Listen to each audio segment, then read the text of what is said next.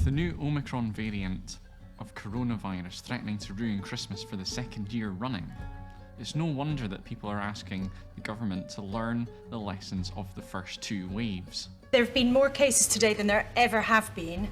If now isn't the time for extra restrictions, when will be? What are those lessons? What actually happened? Well, there's a timely masterpiece of investigative journalism that has just been released called Failures of State. In this video, I'm sharing 10 insights from listening to the book on Audible.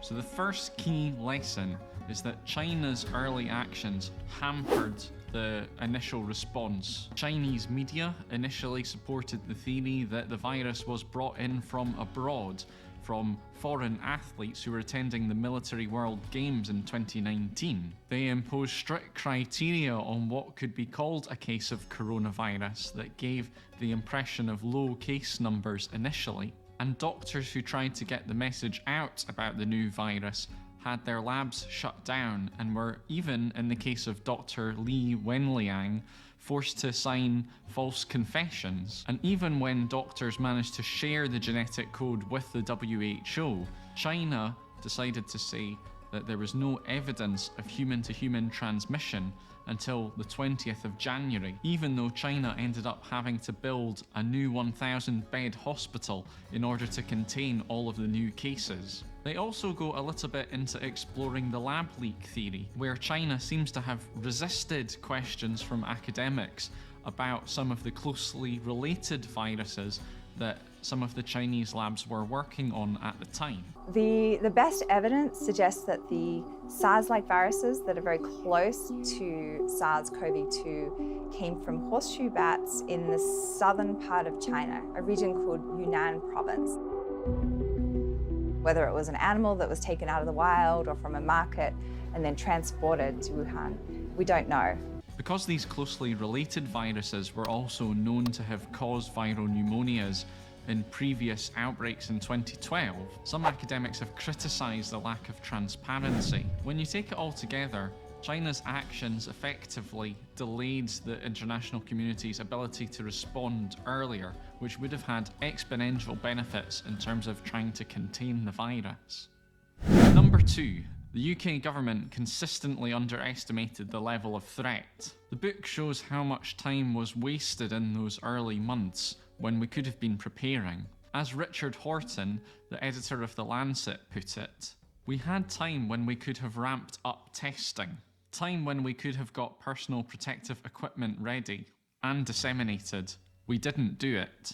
There's lots of information about how Boris Johnson delegated the responsibility for Cobra meetings to subordinates while he was focusing on other issues such as Brexit and HS2. When he did speak to the Chinese, he hardly mentioned the virus. This seems to have left something of a power vacuum in government where these meetings were happening, but the message wasn't really getting out across government that something needed to be done. This meant that the early warning signs of the pandemic were ignored.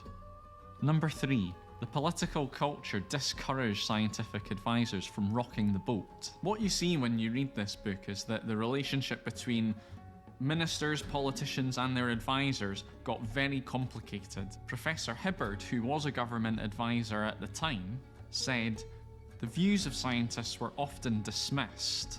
They demeaned people who sat in front of them and said what they were saying was a risk. He goes on to say that the scientists felt too constrained to shout out the warnings to politicians that something was happening, and even that the scientists started giving advice on what they thought was politically feasible rather than what would be the ideal situation. It's worth noting that in these tensions, civil servants are at an incredible disadvantage because part of their job is that they are not allowed to publicly disagree with government policy. This was most noticeable when the chief nursing officer famously refused to defend Dominic Cummings' ill-advised trip to Barnard Castle and was dropped from the coronavirus press conference as a result of that. You can really see in the book the difficulty the scientists had in getting the government to listen to them. What is the job of a civil servant in these circumstances? Does going along with government policy make them complicit in it? Or would resigning be a dereliction of duty? It's a very hard dilemma and one that people aren't going to agree on. Number 4, government's early actions were in keeping with the herd immunity strategy. It's important to say that most of the key government figures deny that herd immunity was part of what they were trying to achieve in those early days. But certainly the actions of the government in early March 2020 didn't deviate from trying to achieve herd immunity. The closest anyone came to admitting this was Patrick Vallance, the chief scientific advisor, when he said it in an interview on Radio 4 and Sky News. To try and reduce the peak, broaden the peak, not to suppress it completely. Also, because most people, the vast majority of people, get a mild illness, to build up some degree of herd immunity as well, so that more people are immune to this disease and we reduce the transmission. What exactly does herd immunity mean? Put simply, herd immunity is the idea that once a certain amount of people have been allowed to get the virus, there's now not enough uninfected people for the virus to keep spreading, so it dies out. When you're following a mitigation strategy, you allow the virus to spread until that herd immunity is achieved. But if the virus kills people, or it mutates, or if immunity doesn't last, then it's a terrible, terrible strategy. People in government were saying this at the time. Professor Stephen Riley, who was an advisor on the SAGE committee, wrote a paper for the SPY-M committee where he comprehensively deconstructed the herd immunity mitigation strategy. He said, "We use the term successful mitigation because we believe it represents close to a desired outcome under the current plans, not because we consider it to be a successful outcome." The book documents this and other evidence that explains the government's refusal to lock down. That is, until Dominic Cummings changed his mind based on the Imperial College London paper that was released the week before lockdown happened. And it reminded me of my thoughts at the time. I was thinking, why aren't they doing more? It just seems like they've decided that nothing that they can do is going to work, so they're not doing anything. Number 5, following the science was just a slogan. The government's strategy to reassure the public that they were doing the right thing rested heavily on this idea that they were following the science. Following the science. Following the science. The science is following the science. The science. Following the science. But through the book, you can see just how much scientific advice was ignored, resisted, and sometimes government ministers were doing the exact opposite of what the science suggested. For example, when Boris Johnson went around the hospital shaking hands with everybody. I was at a hospital the other night where I think there were actually a few coronavirus patients, and I shook hands with everybody, you'll be pleased to know. And I think the scientific evidence is, well, I'll hand over to the experts, but our judgment is wash. I mean, really, if our politicians were this bad during the Blitz, I'm pretty certain we would have lost World War II. The book really shows how following the science was something that was said selectively. The government were happy to say it when the scientists were okay with what they were doing, but when the scientists tried to speak up, they were a lot more resistant to it. The real advantage of this as a slogan was that they could distance themselves from the responsibility from the bits of policy that people didn't like. Number 6, details about what was happening in the NHS were hushed up. The book documents some of the evidence that rationing of care happened with the influx of patients in the first and second waves, even to the point of denying people intensive care beds that usually would have got them. The government also went to great lengths to deny that there was a shortage of personal protective equipment for doctors, even as photos were being released from the front line of nurses wearing bin bags because they didn't have the right equipment. I think the book's very brave in how it shares the stories of doctors about how whistleblowers and people who raised their concerns within their hospitals were pressured to stop causing a fuss by hospital managers who didn't want the bad publicity. It's worth noting that doctors are usually very reluctant to speak publicly about their experiences because of this kind of intimidation, and that some of them would only speak to the book's authors if they could remain anonymous. As a junior doctor, and from direct experience of people I know, your hospital managers have significant tools at their disposal that could stop you from progressing if they have concerns about your behaviour. So that means if you don't have senior support, it's often not worth speaking up. Number 7, the UK performed poorly compared to other countries. Now, it's worth noting that even now, the government's strategy is really based on mitigation. It's not based on an elimination strategy, which is what some other countries use that actually did better. But they've also told us to stick with the elimination strategy for now. It remains the best strategy. Now, the best measure of this is probably excess deaths, which are the number of extra deaths that occur based on what should be happening. Now, according to The Economist magazine, the number of UK excess deaths is 147,000. But when you compare that to other countries that followed an elimination strategy, countries like New Zealand and South Korea, their figures for that excess death are actually in minus. So they had less people die than what would be normally expected. It's interesting to note that that also mirrors the effects on the economy and GDP. If we get control of the virus, it means that those countries could open up their economies much sooner. So I think that the book's most important lesson is that we need to learn from other countries as fast as possible.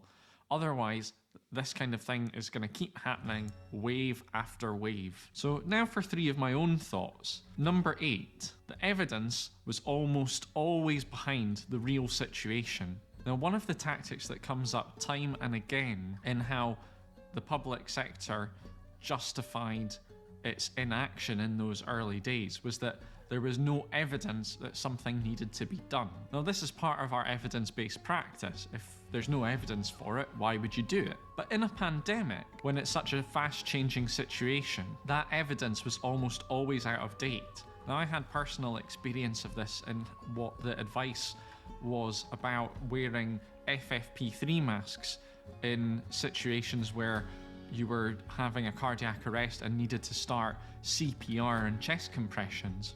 In fact, the advice, even now, even though we know that the virus is airborne, is to start chest compressions without that mask. One of the lessons that we have to learn is that the spread of a fast-moving virus almost always outpaces the evidence that you have, and so you need to take a more precautionary approach in order to stop it spreading. And it's worth noting that even now, we don't have evidence about how long COVID is affecting workers and the economy, even though we know that perhaps 200,000 people in the UK are experiencing symptoms of long COVID. Number 9, the way decisions are being made does not work. Overriding sense that you get when you read this book was that the lines of command were not clear and didn't allow action to be taken. There were lots of committees where people knew what needed to be done, but these committees didn't seem to allow that decision making to happen at the highest level. Scientists had to go to great lengths to influence government policy. Those scientists and advisors can be easily ignored if the politicians want to. I think this is a really important lesson because most people are expecting a public inquiry to happen, but I really question whether that inquiry would do anything. This pattern of failing to act and then expecting an inquiry to sort out all the problems will not solve this issue. The lessons were known, but they were ignored. That's a much bigger problem to get on top of. And lastly, the coronavirus pandemic was a clinical problem, but was being led by people with no clinical experience. Something that you realise when you read this book is that UK has one of the best health systems in the world, but that it puts its biggest experts into advisory roles rather than decision-making roles. The ministers who were actively making decisions didn't have as good an understanding as these advisors about what needed to happen. It really matters who makes these decisions, what their experience is, because if they don't get those decisions right, it affects the whole country, every single one of us. Surely we can't expect anything other than disaster after disaster if expertise is not listened to. Boris Johnson's government hasn't shown that it has that capacity in any of the waves of coronavirus that have happened. Could the UK be a country in future where doctors, nurses, and other healthcare professionals go into politics to try to stop something like this ever happening again? If you like this video, then you might also like this playlist where I speak about some of the critical thinking skills that might have avoided this mess altogether, or you can click here for a video that YouTube thinks that you'll like. See you in the next video.